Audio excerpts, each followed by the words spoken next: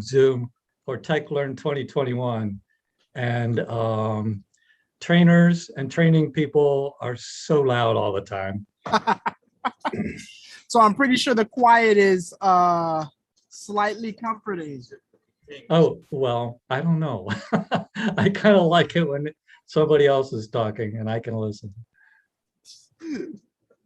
All right. Well, wait just 1 second, everybody. Let's resume the share. Boom. We're back. We have some people. All right, everybody. I am going to put in the chat as well.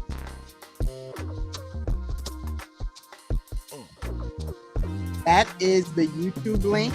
We are being where this is filming live. So if you wanted a colleague, a friend to hear about some of the things that you're going to put, you can just copy that link and send them straight to it so they can bypass the hassle of Zoom passwords and everything.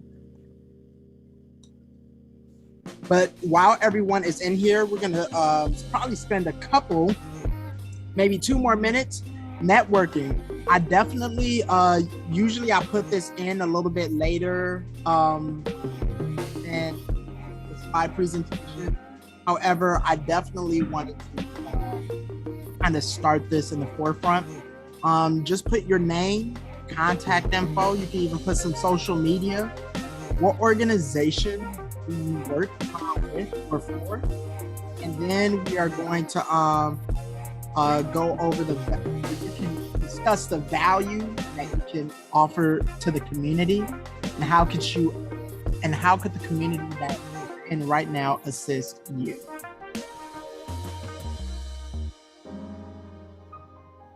I love all the networking. I love all the networking.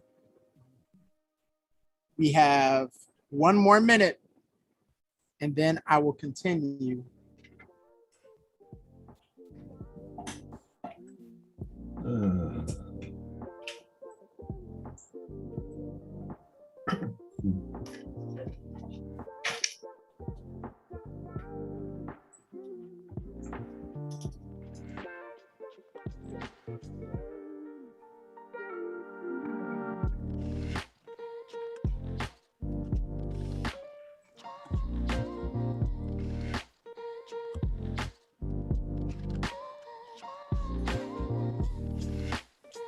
Hey, Mike, I haven't met you. Where are you from? Oh, you're gonna get to know me. I have a little section. You're gonna get to know me. But I can tell you, I was born in Detroit, raised in Southfield, but I live in Walled Lake, Michigan right now. Okay. Yeah, definitely. Sounds good. All right, it is 7:05, so we are going to escape right there. We're going to start from the beginning.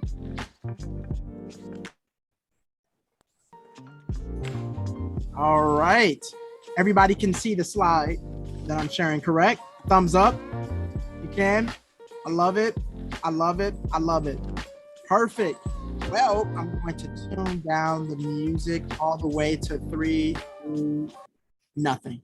All right, everybody. Thank you for coming to D New Tech.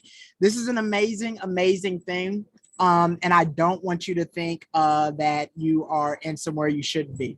If you've ever had an idea, no matter how old you are, and you're acting on that idea, helping others, or just doing it because you love it, this is the amazing place to be, especially when you are in the amazing state of Michigan, guarded by the lakes, and barely any natural disasters. That's what I keep telling myself, prepping for the winter months to come. So you're in a great place to be. Detroit New Tech was founded, first of all, in 2010. We have over 2,400 members on Meetup, and our networking resources goes from Detroit all the way to Southeast Michigan startup community. And we love to bring out, we love to encourage, we love to spotlight entrepreneurial startups in the region. Reason why is because there needs to be a place where people who do have ideas, who do have this start up mentality, this company mentality, this idea this dream, and they want to make it into an actual legal binding paper writing thing that hopefully and really turns out to be something that creates something that hopefully they couldn't even imagine, something super big. And what is amazing is when you have a similar minded person who thinks just like that, who may have already did it or is in the beginning stages of doing it, to be on your side, to be in your corner, or just to give you a listen, to give you an ear, to present in a place where, hey, I have an idea and I'm actually working on the idea. It's actually a live thing. I want to present it to you, because sometimes our family, friends aren't always going to tell us the truth, or let's say the exact tools that we may need to continue to go further. So that's what we wanted to do within Detroit New Tech. There's so many different new techs that are happening, that are live as we speak. And I'm just happy that Detroit is stepping into it. Is stepping into this overhaul of let's get these startups going. That has become, even though it already has been, the place to be. I'm just happy it's getting louder about it. So that's what D New Tech is really about. Now, Bill asked earlier on, who am I? My name is Micah Sanders. Now, I'm going to preface this whole thing by, people usually like when you're listening to a speaker, we've all had to do this virtual thing. And when you're listening to a speaker, whether it's live or virtual, you're most likely going to like them approximately 25% more, according to actual statistics, if they show you pictures of their family. So that's what I'm doing. That is my wife right there. I've known her since the age of 3. I've known my wife since the age of 3. She was my literal first friend. And we've always been close. We've always been buddies. And we never in our a million years of lifetime thinking would think that we will be married, but here we are. I am You don't so, look a million years old. huh? You don't look a million years old. Look, it's the genes. It's the genes. Right. It runs in the family. My oldest son, he is 6. That's him staring, wondering. We were at the zoo at the time, and he's wondering why that camel has 1 hump instead of 2 humps. And then our youngest one, who turned 1 on June 19th, and I had to memorize his birthday because it's just such a weird day. But on June 19th, he turned 1. But that's him sleeping right there. His name is Malachi. So that is my amazing family. If you like me 25% more, please put it in the comments. I would love to prove these statistics right. To get to know a little bit more about my work, I work with Accelerate Kid. Accelerate Kid is one of the sponsors for D New Tech. And what I do there is I'm a marketing associate, and I work within the PR. That means I deal with stuff like website updates, social media management, company branding. I'm a tech educator and an SEA educator, and so many other things that I do within the company, plus working with the nonprofit as well. Now, a little bit more personal about me, not COVID. A little bit more personal about me is I like playing pool. See, I think COVID has helped us take down our mask, and agree with me if you do agree. But it helped us kind of take down our mask a little bit and recognize we are all humans. We all are suffering through some similar sort of thing, and we all have some type of connection. So I think it's very important, whoever you're listening to speak, you just don't know their professional side, but a little bit about their fun side. So I love playing pool. That's one thing I wasn't able to do during the pandemic, still trying to get back into. I have my Cherry Wood. I call her Cherry Wood because she's looks like it's not made out of cherry wood. It's actually, I forgot, it's a graphite pool stick, meaning it doesn't warp. I'm speaking pool nerd talk, but I love playing pool, and I love taking cherry wood out. I also do photo and video editing, noticing why I'm a marketer. And something that really relaxes me is nature. I love nature. Matter of fact, right now I'm outside in my gazebo with all things kind of closed except this big forward view of the kind of like a forest next to the pond that I'm looking at right now. I just love being outside. It relaxes and it just calms me down to keep moving forward. I think we should all have something that we can go to that relaxes us. Now, why do I do what I do? I just love personally help growing attention towards things that need to be looked at. I love helping grow awareness towards things that people should probably be paying attention to, which I guess is the main reason why my boss felt like it would be the best thing for me to be a to be the host of this. So not to belabor any more of the time, it's already 7:12. So it's going to be probably maybe 3 to 5 minutes off.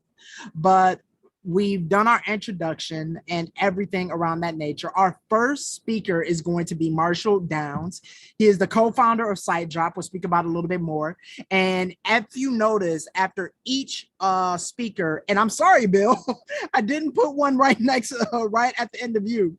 But after each speaker, there's going to be a Q&A session that can still equal out to 10 minutes.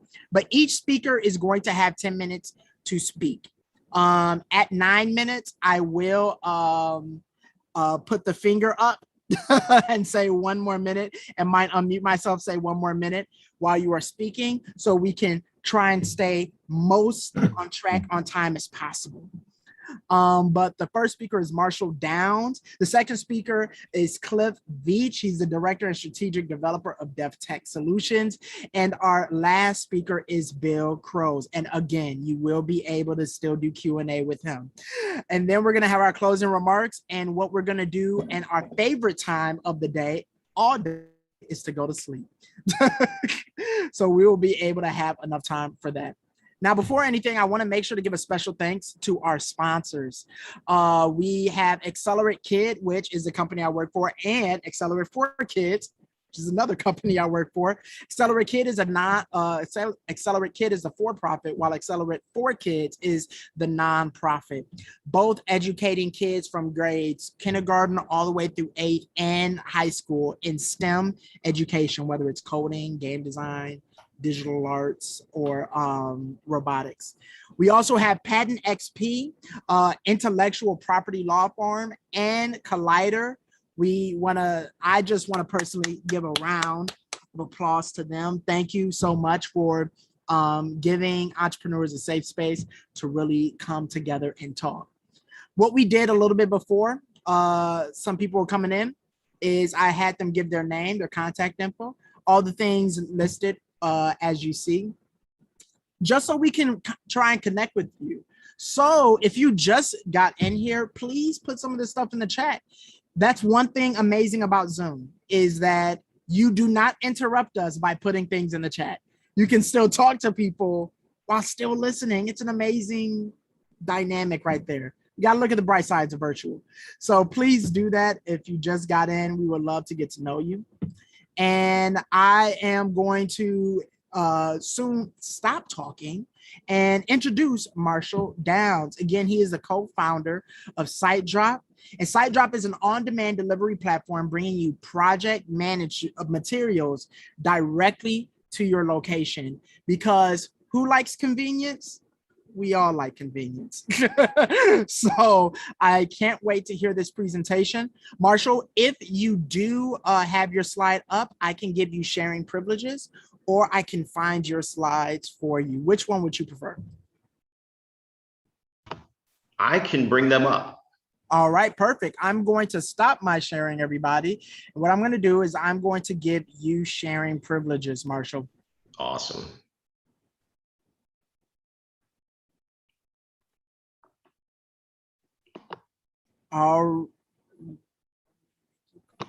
And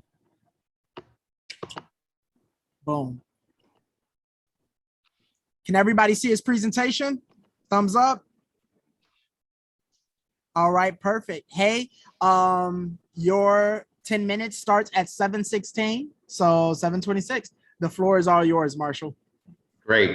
Thank you so much, Mike. I think I'll actually help you guys out a little bit. I think I'm at about 7 minutes.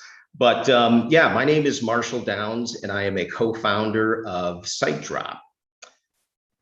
So in 2020, there were 989,000 new construction starts, which was the highest number since 2006. And at the same time, contractors were struggling to find and keep good employees on the job site. Once they get there, the very last thing that they should be doing is leaving to go pick up, say, a box of screws.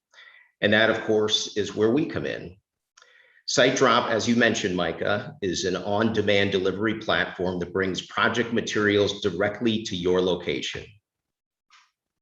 So in my 20 years of experience in construction management and real estate development, the statistics show that a 3-person work crew will on average need to go to the store at least once per day. And that average trip time is about 2 hours. And that's real time. I mean, that's time when a floor is not being laid, a sink not being installed. That's just time when progress is not being done on the job site. What SiteDrop does is we use gig workers to bring those items that they need directly to them. And it allows contractors to just keep their money on the job site, all at a 50% savings, and we still maintain that 2-hour turnaround time. The way that it works is users simply launch our app. They can shop a variety of materials, including from prospective supplier partners that we all know well, Home Depot, Lowe's, Menards, and others. They schedule delivery, and then they get back to business. Our pricing model is based off of a couple key metrics, one being a 5% margin on retail sales. And that's really kind of a customary volume buying discount that you would get in the industry, as well as a $29 average delivery fee, which can adjust by weight and size. And then on top of that, this money doesn't go to us, but drivers can be additionally incentivized via tips, which help maintain a strong driver base. So there are some others in the space, but there's no one who's really taken any significant market share, and no one is doing it the same way that SiteDrop is. As I said, we're utilizing gig workers, and a lot of these folks are using employees, which has its pluses and minuses, but one thing that it does for us is really keep costs down, keep costs reasonable. We also don't own and maintain fleet vehicles, which is another way that we keep costs reasonable. And then, like I mentioned, we have a one-stop shopping experience, which is great for users. Some of these offer a courier experience. So you would order the item that you want from one place, and then from another place, order the pickup. You can do all that in one fell swoop via SiteDrop. Our customers that we're really targeting are professionals because they constitute the largest percentage of buyers. But at the same time, we're also targeting folks like DIYers, property managers, and even interior designers. Any one of them could utilize our service to save time and money. The market size is really large, $440 billion retail spend in 2020. Now, there's estimates that say that approximately 20% of that is eligible for delivery, and that makes our total addressable market about $88 billion. And I'm happy to say we just launched. We launched on the 1st of October. So we've been alpha testing in the area since February, but we actually have launched our soft launch just a handful of days ago. So we're super excited about that. But we're scaling for a full launch, a full public launch in December. And what we're doing between now and December is really just continuing to kind of work out bugs, work out operational issues so that we can have a fantastic customer user experience come our public launch. And by the way, as we expand in our area here, we're hoping to be in Detroit very soon. So if we look at our financial projections, these are just projections, but some of the key numbers to look at here are the fact that we're looking at reaching profitability in about 4.5 years. and only really requiring less than $5 million in total funding. And if you look at a lot of startups, those are modest numbers, which are very achievable, especially since, as we scale, the gross margin increases as well. So the overall plan, though, of course, is for some really sizable aspirational growth.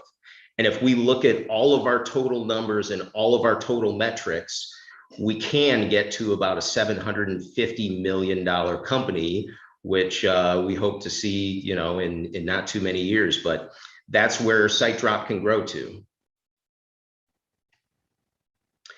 We have some intellectual property work either that's already been done or that's in the process of being done. One of our advisors is a trademark IP attorney.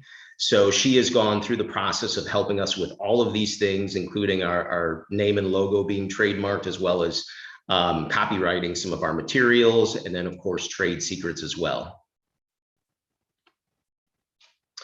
And then if we look at our team, myself and my co-founder, Steve Wandel, Steve actually came up with the idea because as a builder, he was looking at his bottom line and saying, okay, this is crazy. I'm spending all sorts of time and money sending my employees or driving to the store himself to get these items. And he kind of was like, there's got to be a better way. But Steve and I constitute the domain expertise. So we've got over 40 years of construction and real estate experience combined.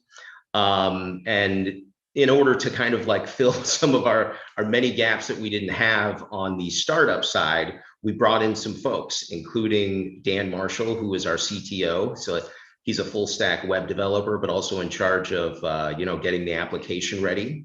Sarah Hand is our chief commercial officer, and she's done some fantastic things like bring on one of our advisors through her network. And then additionally, Christine Aceron is our chief marketing officer, who's got a wealth of marketing and business intelligence experience to help just brand us properly.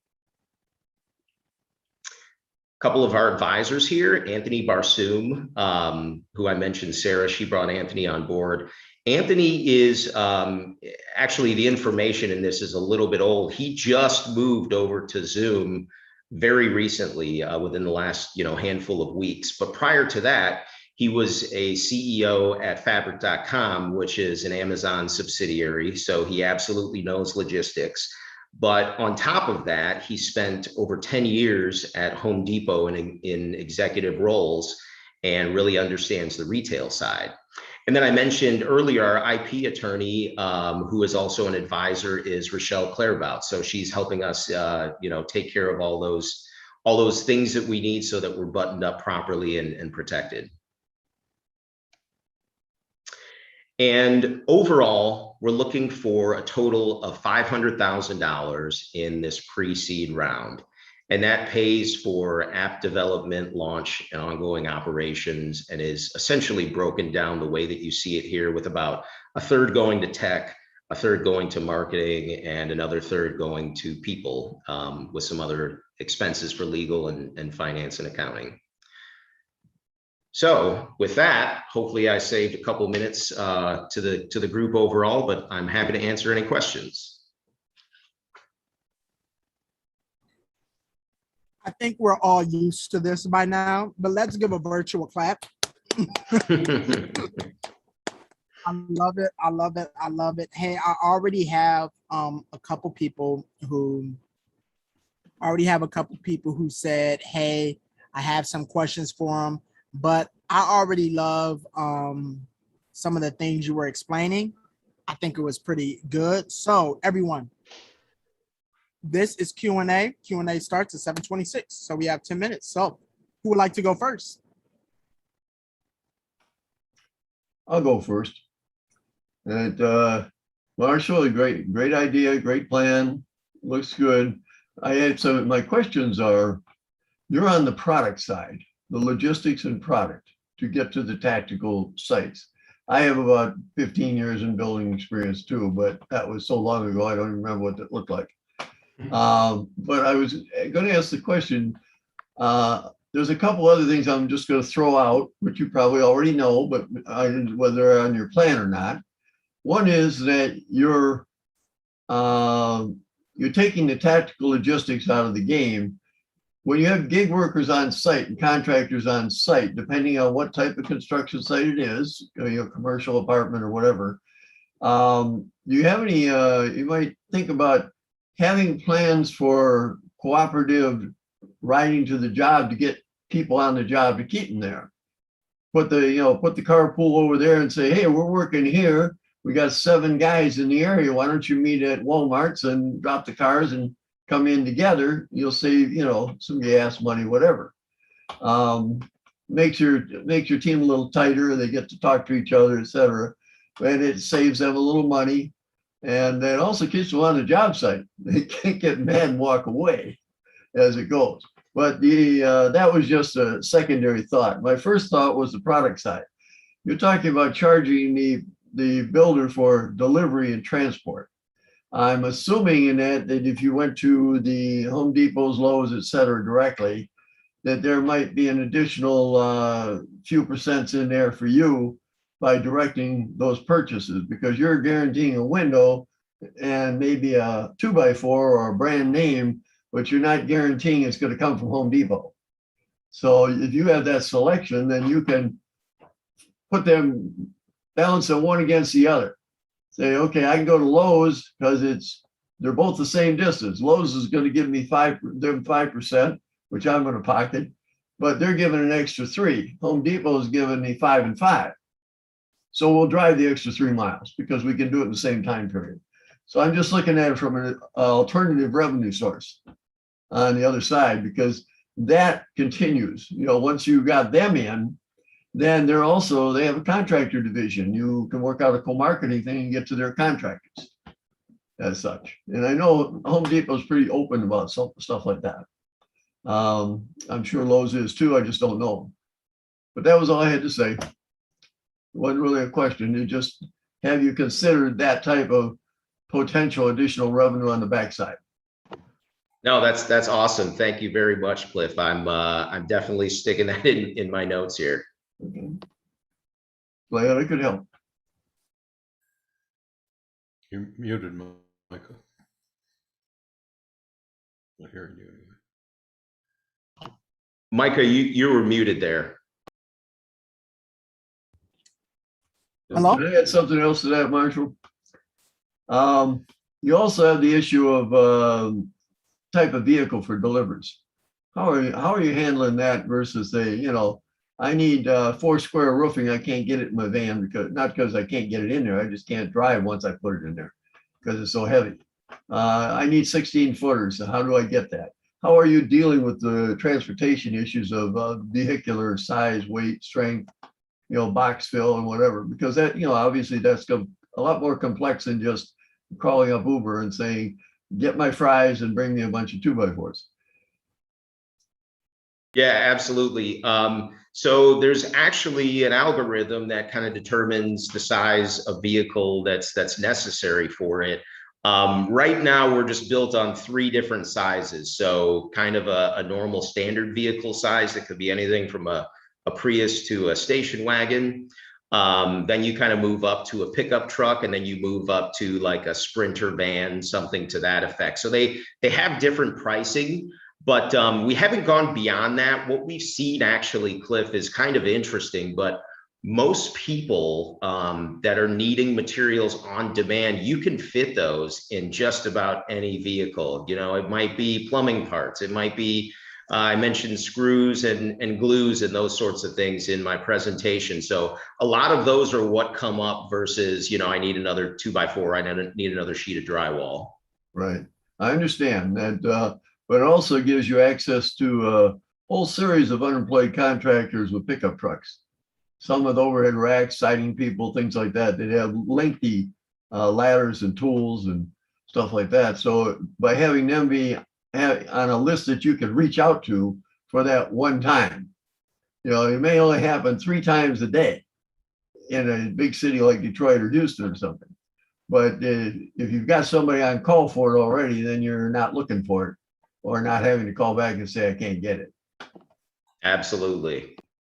And it brings other people into the game. They might say, I'm tired of working my tail off out here on the site. How about if I drive for you full time? What can I make? Yeah, no, thank you for that feedback. That's great. I love it. I love it. Hey, does anyone else have a question for Marshall? Roger. Yeah, I got a quick question. What about insurance for these people coming on the job site? Some job sites, if they get injured or if they run into somebody's vehicle or something like that, do you have to worry about, thought about insurance issues with these people coming into a job site? Yeah, great question. And yes, we have. So the way that a lot of the gig companies work is that every driver is required to have their own like vehicle insurance. And of course, just like a lot of places that you may get involved with, they have minimum requirements on that insurance as well. But then we have, I guess it's an umbrella policy that kind of is overarching and adds additional protection. I can't, I should know this. I can't speak to some of the specifics of it, but I know that it does cover, it covers loss, it covers accidents, it also covers job site issues. Yeah, umbrella liability umbrella, right?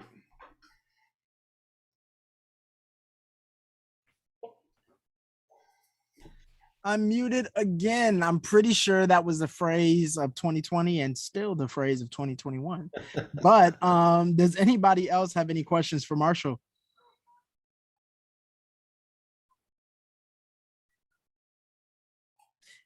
You know what was interesting is there was a meeting that I was hosting, and it was for, I want to say they were middle schoolers, middle to elementary schoolers. And I was like, all right, I'm going to do the Jeopardy thing. Do, do, do, do. And I stopped and I asked them, how many of you know what Jeopardy is? And around two of them raised their hands. I then at that moment felt old.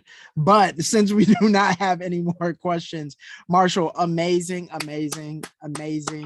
dream and amazing action steps. I can't wait to see site drop on actual roads, seeing the logo on roads, and I can automatically imagine that it can definitely go beyond even those 3 size dimensions, which I'm pretty sure you already know, but making sure you have a first level of making sure you get this done, and then letting all of the requests for extra coming in and, you know, sizing upon that. So I love it. I love it. I love it. Hey, everybody, not to belabor any more of the time, our next speaker is going to be Cliff Veach. First of all, am I saying your last name right, Cliff?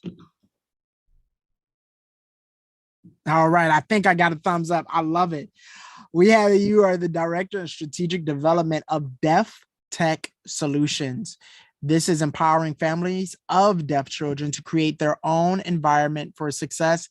I'm very excited about hearing what you have. And I know that you requested for me to share your presentation. So guess what I'm going to do? I'm going to do that. And I have it actually up right here. 3, 2, 1, boom. And then let's play from the start. And then Cliff, you can take it away. It is. Thank you much. I think it is listening to me. Yep. Can everyone see the words that are going on the screen? How about that? There it is. Now we had to stop that. All right, it is 7:36. You have 10 minutes. Starting now, Cliff. Thank you. I appreciate everybody coming. Mine is rather short too, because this is kind of an update to one we gave about 1.5 years ago here, when we were focused a little bit differently, and now we're ready to launch and getting down that road. And I thought I'd bring everybody up to date, because we learned a lot from meetings like at DNT and Kaufman's Million Cups and places like that. This is we've all heard the thing, what was it, Hillary said about it takes a village. Well, the fact that most people don't realize is that there are 5,000 deaf children born in the US every year. And they're born to 90% plus hearing parents. Now, can you imagine, those of you who have kids, that oh boy, it's a girl. Oh boy, it's a boy. I have a new child. Oh, and by the way, they passed the hearing test or they failed the hearing test. And there's a good possibility we're going to have to check them out, but they might be deaf in 6 months. Not exactly the nicest thing to hear when you're trying to celebrate the birth of your child. That's why I put this up here. And one of the tactical aspects of what we do is we bring the families together around the education of newborn deaf children. Step one, as it goes. We're empowering the family because the first thing that happens is they go, well, you better go out and learn sign language because you're going to have to teach the kid because they can't hear you. And that is true, but only to a 30% line. And they don't get the rest of it all the time. So we're going to show you how the family gets involved and put it together. Next one, Micah. All right. There's 3 things we learned very quickly on the tactical side. That the child learns 85% of their life skills before the age of 6. Oddly enough, where do we start teaching them English language when they're deaf? At age 4. We're missing a couple of years in here. Early childhood education creates a lasting impact on their lives. If they're isolated and cannot talk to other people and cannot communicate, their life is going to be unhealthy. Frustration, depression, all kinds of stigmas attached to that, being left out. And in English, read and write skills are essential for public school success. Since we're in Michigan, I'll point you to the Michigan House Bill 5836. Where we're going to hire 16 people to sit around for 2 more years and try to find out why the average deaf child goes into special ed before the 2nd grade and drops out of school by the 7th. It doesn't have to be that way. And I'm going to show you why. Micah? Ask Humpty, where's the disconnect here? The English nursery rhyme we all know is Humpty Dumpty sat on the wall, Humpty Dumpty had a great fall. If I was to sign that to you and then tell you the words I signed, it would be sat, Humpty, wall, fall. And that's it. Very difficult to write an essay in English from that speech. ASL has been referred to as closer to Klingon than English. It has a completely different grammar structure. It is a spoken language. It does not read and write. So it comes up with context. What was he doing? He sat. Who was sat? Humpty sat. Where did he sit? On the wall. What happened? He fell. That's how they talk. That's why the people you see signing on the TV are called interpreters, because they have to take Humpty Dumpty had a great fall and create an ASL sentence that means the same thing. And at the same time, listen to the next sentence from the person speaking. But the ASL lacks English read-write comprehension equivalency that we need for mainstream schools at early ages from 6 months to 4 years. And what happens there is we need to find a way to make that happen. Next one, Micah. Multilingual visual self-learning. Self-empowerment, family empowerment, creating a proactive, engaged family. The parent who is a hearing parent who just had a deaf child does not know ASL, odds are, unless they're in the teaching world or something of that nature. The child doesn't know it. We have very few ASL teaching resources available for preschoolers. They're all tied up in healthcare and schooling. Therefore, we train the parent to train the child. Well, if it takes 2 years to become conversant in ASL and learn that new language, that means the child is 2.5 years old before they get their first lesson. They don't know what they're doing. So we're going to help them. We've known for 30 years that teaching bilingualism to children, preschool ages, creates a higher complex neuron network in the brain. We know that they're more capable than an average single language child. And By now that we've recognized that ASL is a full language, a naturally born language, by blending in a visual format the ASL and the English simultaneously, we are now not putting English behind ASL. We're putting them together. So they learn them both at the same time. Deaf children, as it says there, the only limitation they have is they can't hear. That doesn't mean they're stupid. That doesn't mean they're slow. That doesn't mean anything else. In fact, being a child, they're just like a sponge. Next one, Mike. What we have here is step one, multilingual ASL and virtual English language. Most people don't realize that the best goal setting in the world is a blank sheet of paper. What do I want to do and how do I get there? What this does, if you'll look on the left-hand side, you have the letter C, which relates to the word cat below. The word cat to a child is only a picture of 3 letters. It is not a word yet, but it's there and it relates to that fuzzy creature in the middle. So the left-hand side of the screen says cat, and the fuzzy creature in the word cat and the young lady on the right-hand side are also saying cat. The overlap is in the center. That's cat. And we're teaching in 1.5 to 2 years old, we're teaching words at this point. So, but we now have, instead of $150 an hour ASL interpreter to teach your child, and it's very difficult to teach a child because they're not really learning, that you're training them to respond. But you have a 24/7 technical device, which could be a tablet, laptop of sorts. But in the first round, it's going to be a sealed and closed unit dedicated to this. You have 24/7 where you can talk to this device. And this device, if I said the word cat, would come up with this screen. So the parent says cat, the screen comes up. And on the other side, there's a self-teaching mode where you can go and have one of the windows come up, the cat, the C, the sign language, and you can touch it or say what you think it is, and it will respond by bringing the rest of it up if you are correct. It could, sign language might show, and there might be a cat, a dog, and a snake.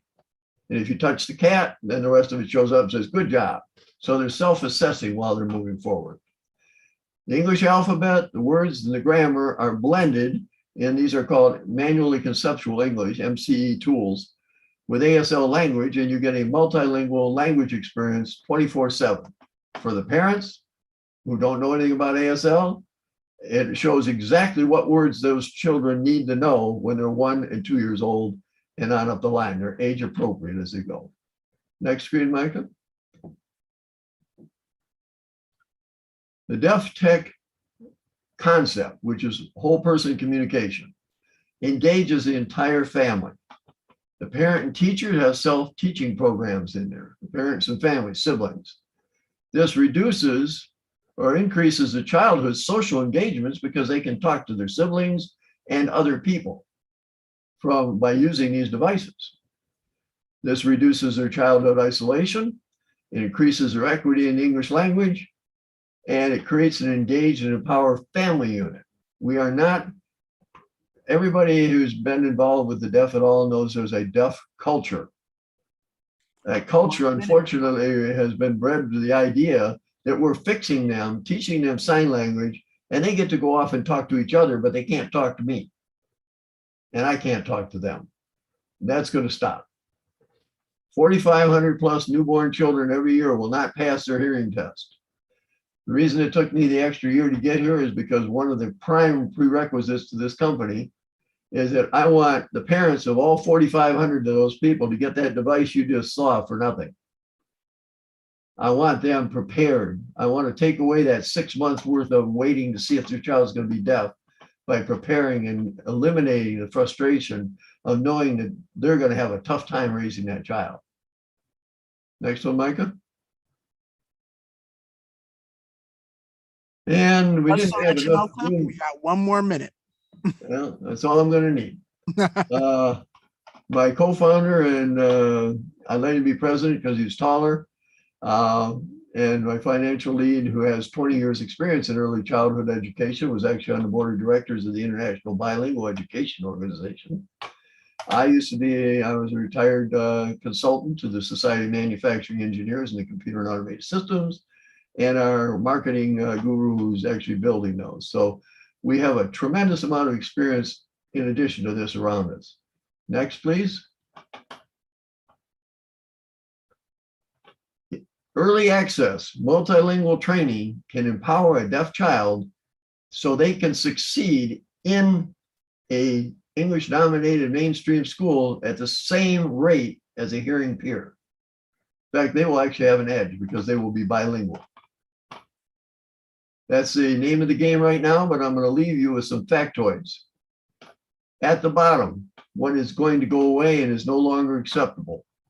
First grade, the average time a deaf child is put into special education programs and therefore relegated to stigma and isolation. 4th to 5th grade, that is the average English literary comprehension level of the average deaf adult high school graduate. Not good. $250,000. That's the amount of money you and I are paying in taxes to send a live interpreter into a public school with a deaf child per year, per child, per school. And that comes out to being $3 million over a 12-year school period. I remember I mentioned earlier about not enough resources. 1 in 400, there's only one live interpreter across the nation for every 400 deaf people. That means 399 people are not being served at this moment, if one is. And in Michigan, we're doing so well, we actually have a 50-page report I'll be happy to forward you guys if you're interested, where they said the deaf population, state paid for it, and they gave their ideas on how well Michigan was doing. We have one interpreter for every 676 deaf people, and on a scale from A to F, we got an M. They didn't like it. We're not doing it here. Here's the most interesting fact on this page. Is there anybody else in the room that knows that 47 years is the life expectancy of a deaf person born deaf? Now, I don't know about you, but I expect mine to be a little higher. And if you can see me real well in the picture, you know I'm already beyond that point. So the truth hurts, and we're going to change it. And we're ready to start. We're looking for people to do pilot programs who have deaf children right now, and we're going to have them on the market in a month or so. Thank you for listening. Any questions? Of course, everybody, we know what we're going to do. Virtual clap for Cliff. These are these dreams that that I was talking about that we think about, and it's like these things can be done. So we are in our Q&A portion. It is 7:50, so we do only have 6 minutes for questions and answers for Q&A. So I want to not take up any more time. Who has any questions for Cliff and Deaf Tech? Dave and Roger. All right, so Dave, go first. Excellent presentation, Cliff. We know there's a sensory deficit. When there's a sensory deficit in one of the 5 sensors, there's also compensation, and it's often overcompensation in one of the other senses.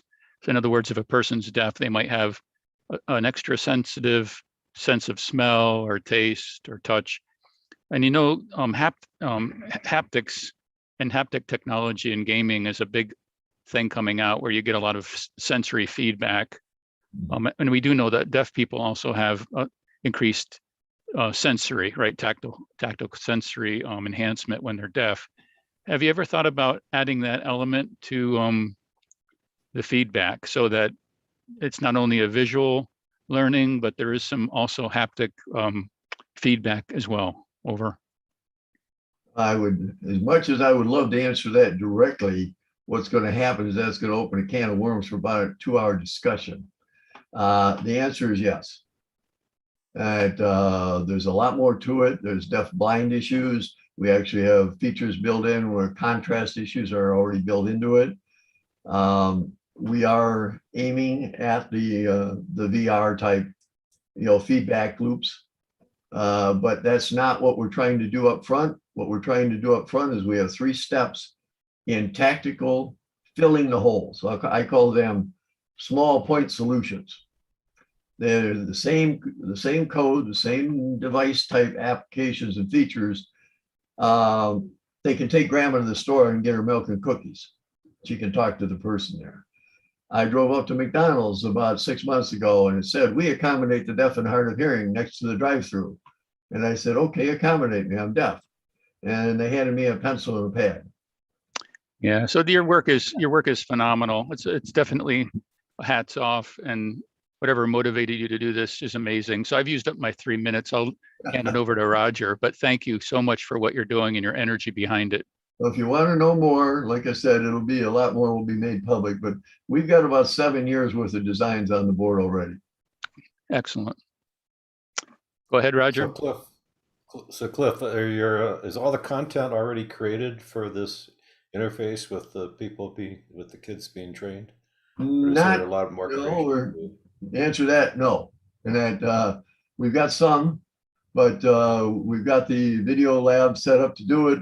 What we're trying to do is get a consensus from some of the Gallaudets and the RITs and the people that actually teach this for a living from the PhD level, and we want the right 300 words, not the wrong 300 words. We're also doing multiple crossover. We want the person who's talking to this device, and you're only seeing the child one. There's a child 2, which is the 3 to 5 range, and then there's a K through 12, which is a conversational tool.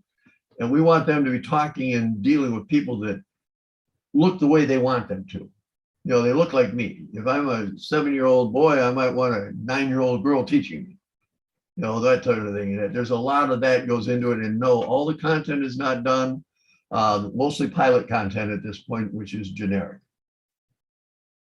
Yeah, it seems like nouns would be easy to convey the message, but when you get into adjectives and adverbs and verbs, well, if it makes it, when you see the next step, when you get into the phrasing, sentencing, and conversational mode, then you'll realize that we don't do pictures of signs, we do videos of signs, just like somebody signing it live.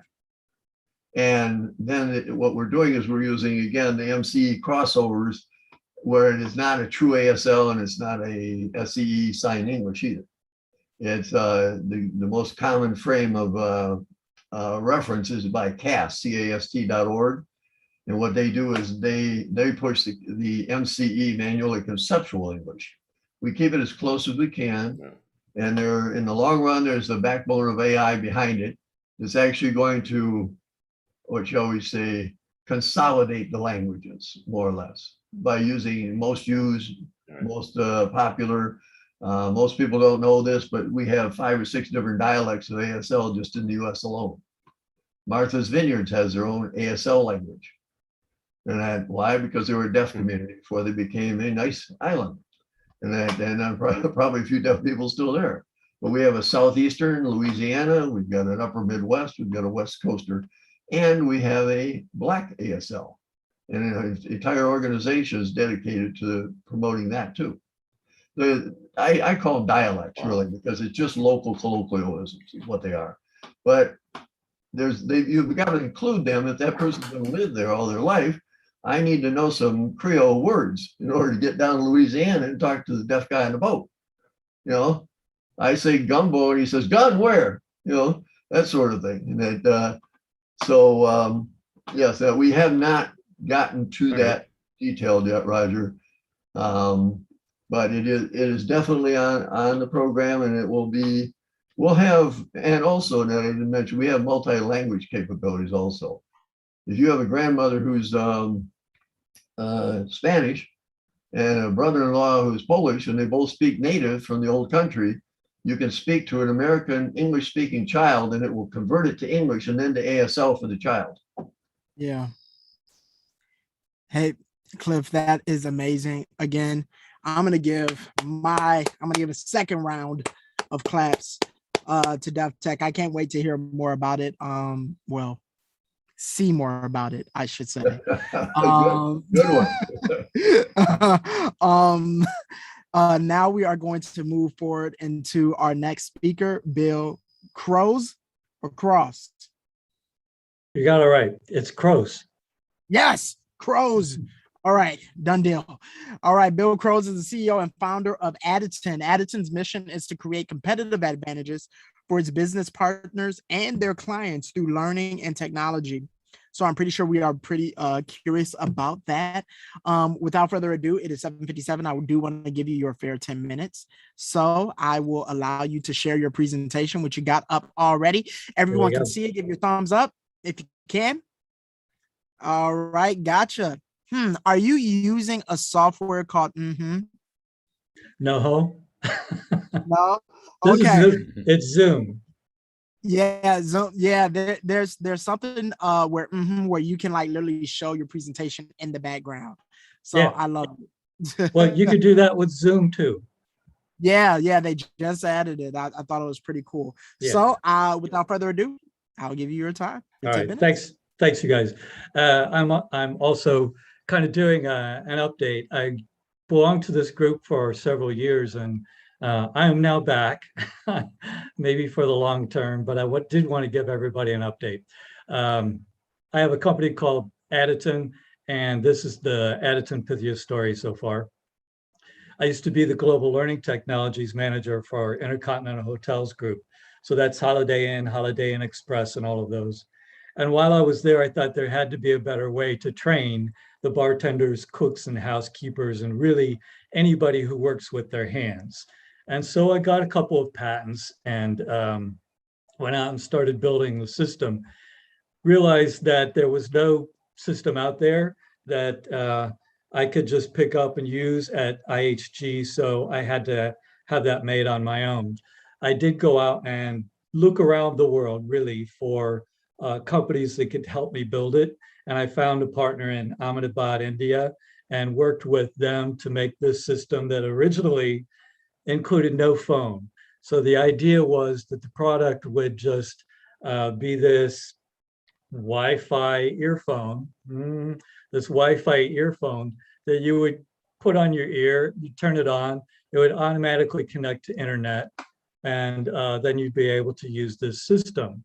And so what the system was to do was it was supposed to verbally deliver work instructions, step by step, hands-free, anywhere in the world, using Wi-Fi and no phones, and then report the time users spent on each step.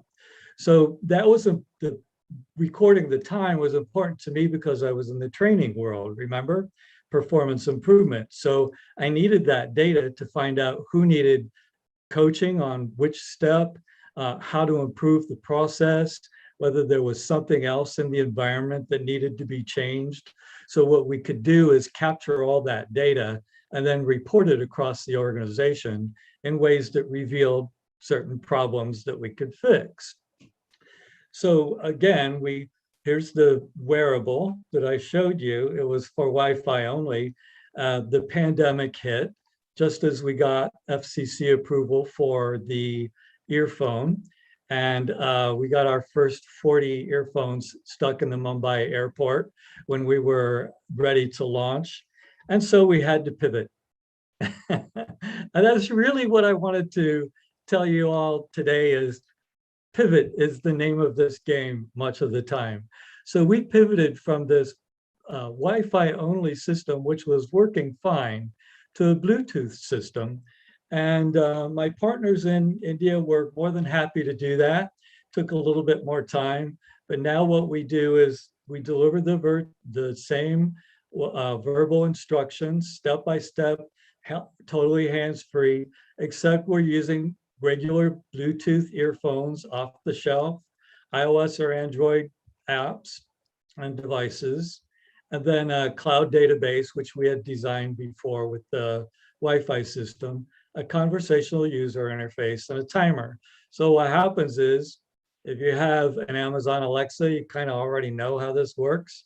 There's 2 patents behind it, but basically it's the same kind of conversational user interface where if you want to run a process, say you're a bartender and you don't know how to make a Gold Rush cocktail, you would say, hey, Coach Gold Rush, into the earphone. It would go through the app to the database. It would find that record. It would play the first step of it. And basically, it's just converting text to speech, playing it to the earphone, turning on a timer, then recording that time. This turnaround takes less than 1 second.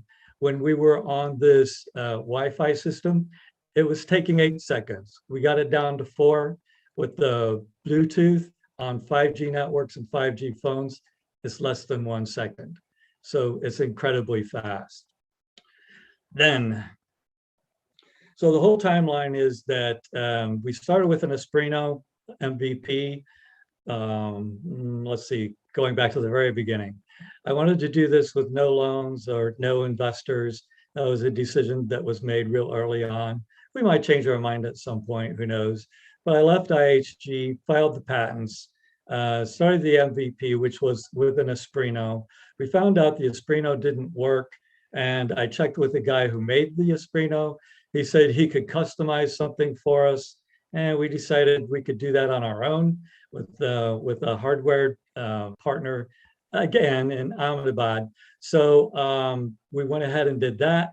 We started the Bluetooth system in 2020, got it finished 2021. Now we're testing and selling. My business is a distributorship, so we have people selling this around the US, and there's also a distributor in Morocco. But the idea is that this thing will work with anybody who works with their hands, any industry. So we didn't want to focus just on hospitality or any one industry. And the best way we knew to have that work and not build a sales organization was to set up a distributorship. So that's what we did. And the whole problem that we're working with to solve is that we have ineffective training for people who work with their hands. They can't memorize things because sometimes there's too many processes, too many steps to memorize. Sometimes the steps change too often to memorize. Sometimes things are just performed too infrequently to memorize. But memorization is the key to training and learning. And so if you can't memorize it, you aren't going to learn it. And that's one of the things that we're trying to resolve. Another problem was very weak data. When you have people working with their hands, you get very bad performance data. So the best way that you did it before was to send out a supervisor to do observations. And that data, that feedback was always biased, and it was often not valid, and it was almost never reliable. So by capturing this data automatically, we get all three: valid, unbiased, and reliable data, which is great for decision-making for businesses as well as training. We can do all sorts of things with that data. We can reveal best practices, coaching opportunities, continuous improvement across the organization, not just training and learning. We can reveal staffing needs, improve compensation effectiveness.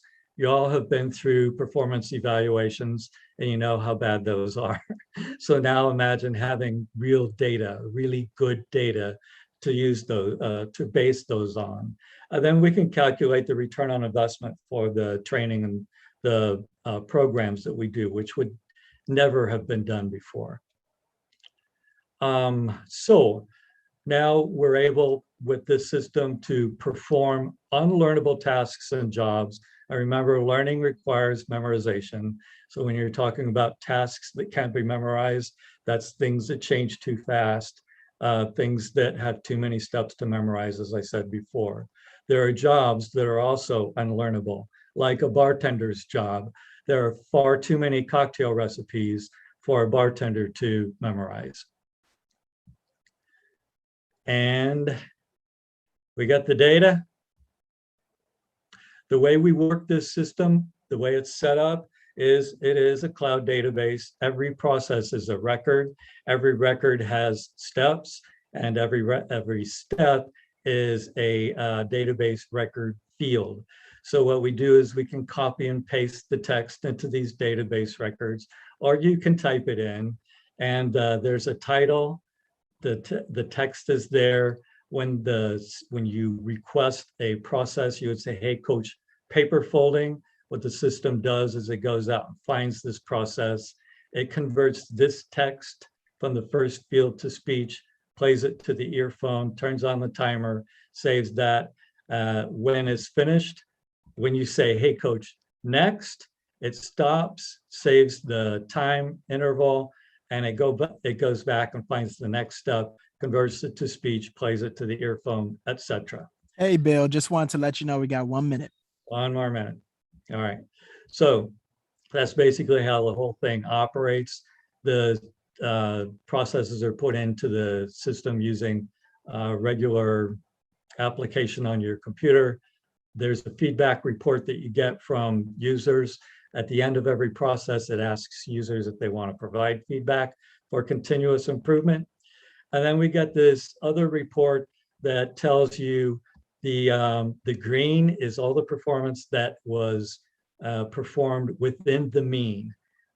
Orange is just above and below the mean, and red is the outliers. So now this report will tell you exactly where your best practices are. Those are the gold, the people and the steps that are being performed at the mean, and then the ones you really need to focus on.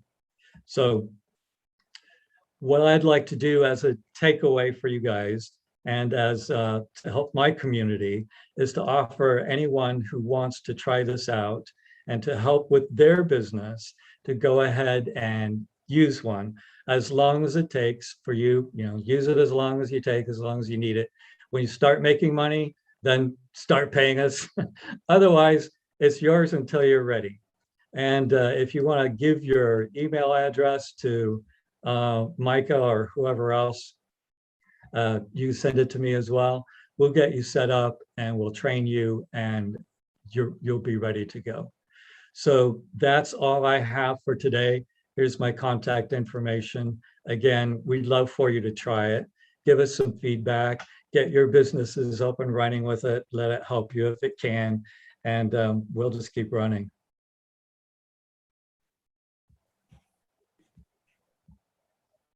We know it. Yeah. It's the virtual clap. It's the virtual clap. That was amazing. Thank you so much. Thank you so much, Bill. Of course, I'm still going to present the Q&A for everyone. So anyone who has any questions.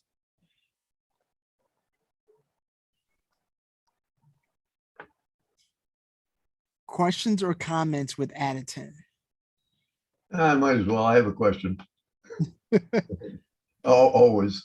Bill, where's the content, the content coming from this comes from where? And what type of, how do you, what you always say, load the content? Are they videos, files, documents, schematics, those type of things? Because I can see two major market areas that I'm familiar with myself, but I don't have all the rest of the answers. Yes, Cliff, it's real simple. If you already have an SOP that's written, you copy and paste that into a database record on the cloud. We have that all set up so that it's real simple to do. And we use Google Cloud and Google Speech. So it's all text-based.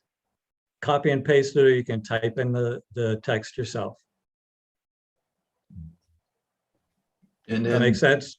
It makes sense on the SOP side, but I'm talking about in order to accomplish step 7, and that I have to get content from where?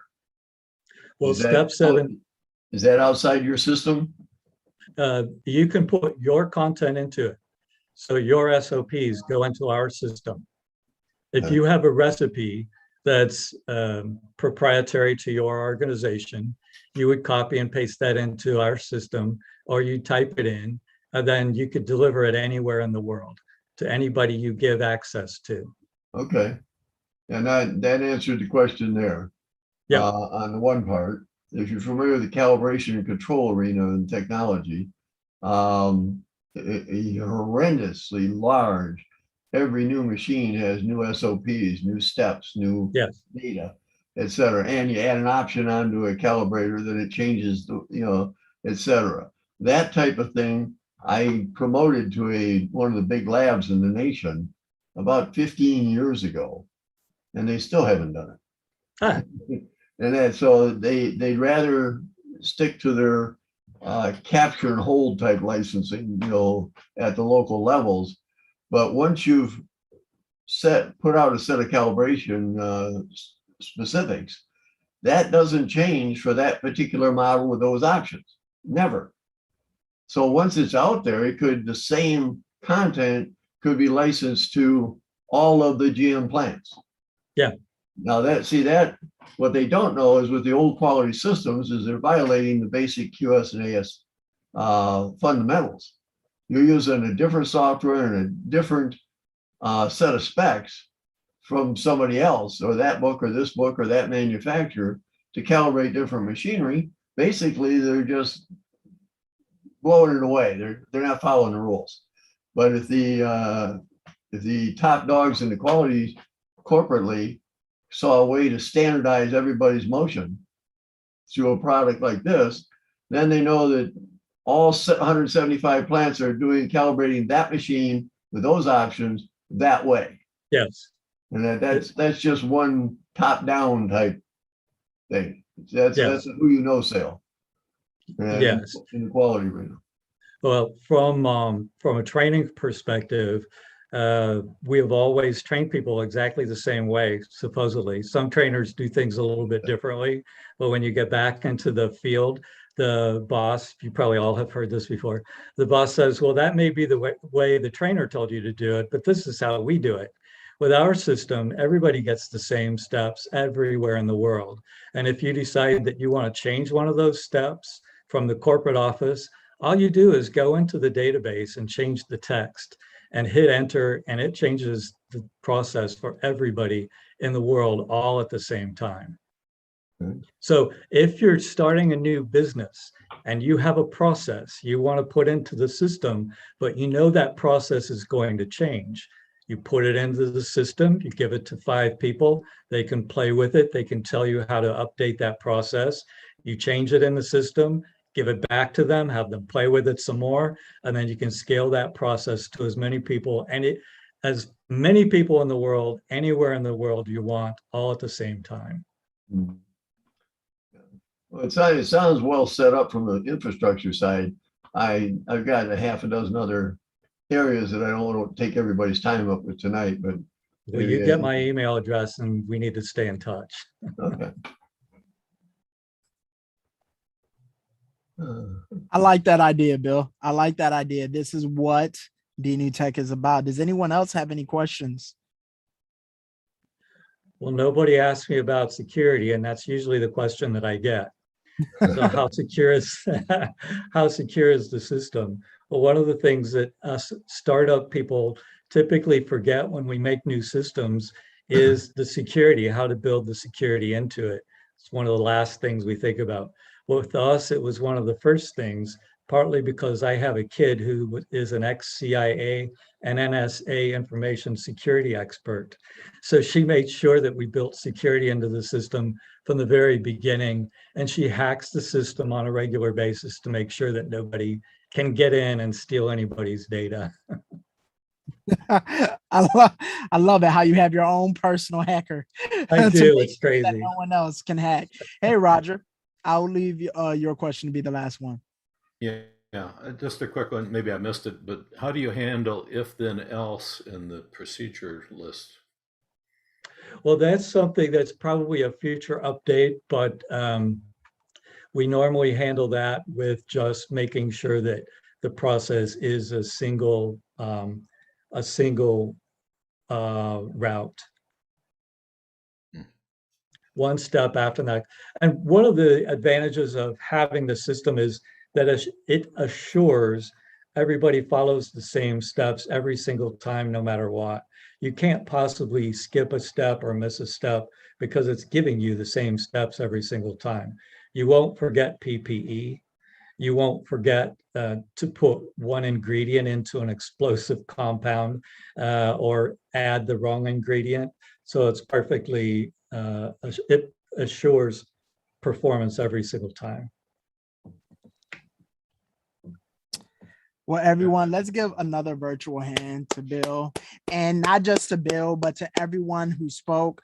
Marshall, Cliff, and Bill, we thank you. We thank you. We thank you. We thank you. We thank you for presenting.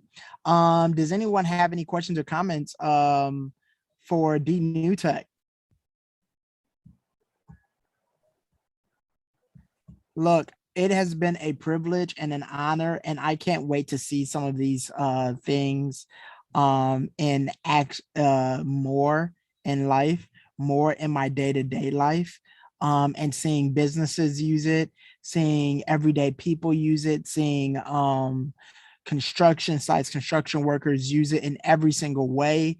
This is what this is all about, and I just love being able to be a part. So those are some of my closing remarks. Hey, everybody, the chat, all of that information, make sure you get that from some people. I am going to. People are so loud all the time. So loud. So I'm pretty sure. So one thing I do want to say is, again, this has been documented on YouTube, so you can go to Accelerate Kids, and I've actually put the link in. I put the link within our chat, so we can all go share it and see it. If you do want to just look at the webpage, it is Accelerate Kid, all one word, and you'll be able to find the D New Tech playlist. But my next favorite slide. That's all, folks. Thank you for coming. Thank you for showing up, and you all have an amazing rest of your day. Thanks, you guys. Watch to say night.